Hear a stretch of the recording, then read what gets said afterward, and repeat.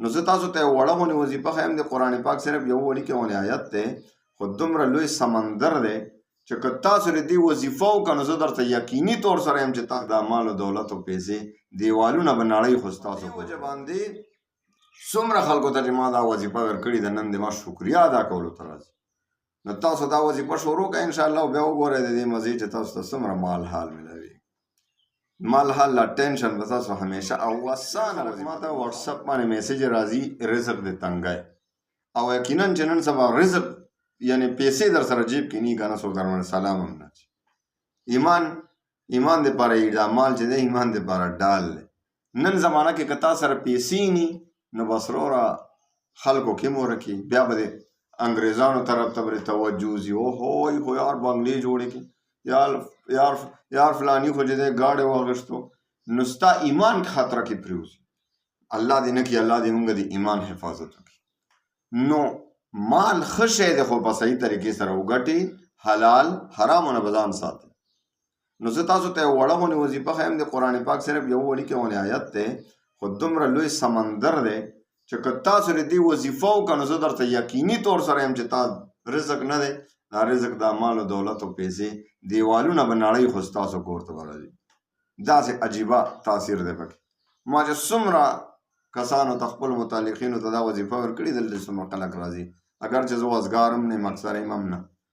زه کله یو کانفرنس کله بل ځای کې جلسه کله بل مونږ چونکې کارونه ډېر دي خصوصا الحمدلله د ختم نبوت الله دې راته نورم توفیق راکړي نو په دې وجه باندې څومره خلکو ته چې ما دا وظیفه ورکړې ده نن د ما شکریا ادا کولو ته راځي نو تاسو دا وظیفه شروع کړئ انشاءالله بیا وګورئ د دې مزې چې تاسو ته څومره مال حال ملوي مال حال لا ټینشن به تاسو همیشه او اسانه وظیفه د ماښام نه پس بس اول وزله درود شریف وای او بیا دا وړي کې وانیات ان الله يرزق من يشاء بغیر حساب الله تعالی چې وغواړي چاته نو به حساب روزي ورکوي نو په دې معنی باندې موږ ورکوي اخیری کې بیا وزله درود شریف او یو سل 21 پیره بدایت وای 121 بار او د هر مونږ نه پس 15 وخت مونږ نه پس معمول جوړ کړي 3 ځله دا آیت او ماښامونو نه پس چې دا کومه وظیفه ده دا کم از کم 40 ورځې پورې جاري وساتئ او بیا ته د مزې وګوره چې د ژوند په خوږو موړ شي تا ته به بیا انشاءالله چاته به ظاهرېږي نه تا ته به دومره مال الله در کړي چې حیران خلک به هم حیراني درته خپله به هم حیراني زه نن نه به عمل شروع کړه انشاءالله نن ماښامونو چې وکړې او شروع وکړه او انشاءالله العزیز د پیله ورځ نه به اثرات شروع شي تو وګوره خود زړه نه او بیا د زړه نه الله نه دعا معینه پس کو چې الله ته خو چې چاته وغواړي بې حسابه رزق ورکوې الله زم ستا بنده یم زم الله پاک سره خبرې کوئ د ادب خیال ساتئ ګستاهي مه کوئ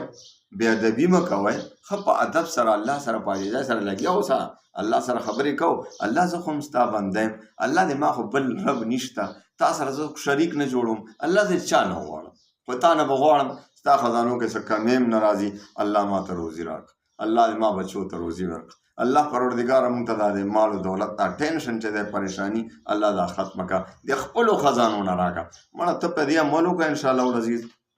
او ته بیا سوري ځکه وګوره چې دا مال او دولت تا ته کوم ځای نه دی بیا به ما ته واتساپ باندې میسج وکړه ټلیفون خو زه ډېره په اسانه نه اوچتم ځکه ما سره وخت نی خو بیا ما ته میسج وایس میسج کې بیا ما ته وایه زه به انشاءالله واورم چونکه ډېرې میسج او ډېر وخت پکې اکثر ولګي ډېر خلک ګیله مو کړي چې یاره موږ درنه میسج وکړو یا میسج وکړئ او بیا میسج هم نه ګوري نو چونکې ډېر زیاتې میسج راغلي که تاسو واتساپ دې ما ولیدو په زرګونو میسج راغلي نو خامخا ټایم به پکې لګي الله مو د ټایم کې برکت واچوي الله ستاسو ټولې مسلې حل کړي سره دې مونږ الله مو خوشحاله ساته نو دا وظیفه تاسو شروع کړئ د نن ماښام نه خو 2 شرطه دي ګوره د ما وظیفې تاسو ته پته یو